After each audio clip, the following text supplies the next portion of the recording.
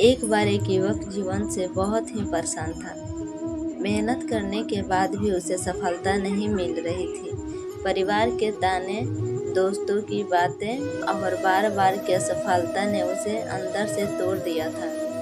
एक रात वह अकेला नदी के किनारे बैठा रो रहा था। तभी उसे ऐसा महसूस हुआ जैसे सामने स्वयं श्री कृष्ण खड़े हों। युवक ने कहा, हे प्रभु, मैं इतना दुखी क्यों हूँ? मेरी जिंदगी कब बदलेगी? तब श्री कृष्ण मुस्कुराए और बोले, तुम्हारी जिंदगी बदल सकती है अगर तुम मेरी 3 बातें समझ लो। पहली बात यह है, कर्म करते रहो। तब श्री कृष्ण बोले, मनुष्य का अधिकार केवल कर्म पर है, फल पर नहीं।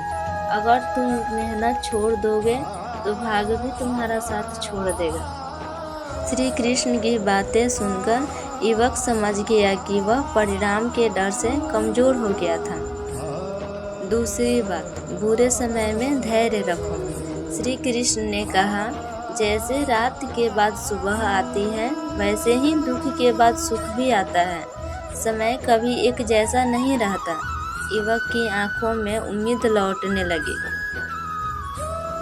और तीसरी बात, खुद पर और भगवान पर विश्वास रखो। श्री कृष्ण बोले, जब पूरी दुनिया तुम्हारे खिलाफ हो, तब तुम भी मन को कमजोर मत होने दो। जिसके पास विश्वास है, उसे कोई हरा नहीं सकता। इतना कहकर श्री कृष्ण अंतर्ध्यान हो गए। उस दिन के बाद युवक ने शिकायत करना छोड़ दिया। वह मेहनत करता रहा, धैर्य रखता रहा और भगवान पर विश्वास बनाए रखा। कुछ महीनों के बाद वही युवक सफल और खुश इंसान बन गया। अब वह हर किसी से कहता था, अगर जीवन बदलना है तो श्री कृष्ण की इन 3 बातों को कभी मत भूलना। हमारी कहानी आप सबको कैसी लगी दोस्तों, प्लीज़ कमेंट में ज़रूर बताना और राधे राधे लिखना नहीं भूलना दोस्तों। राधे राधे।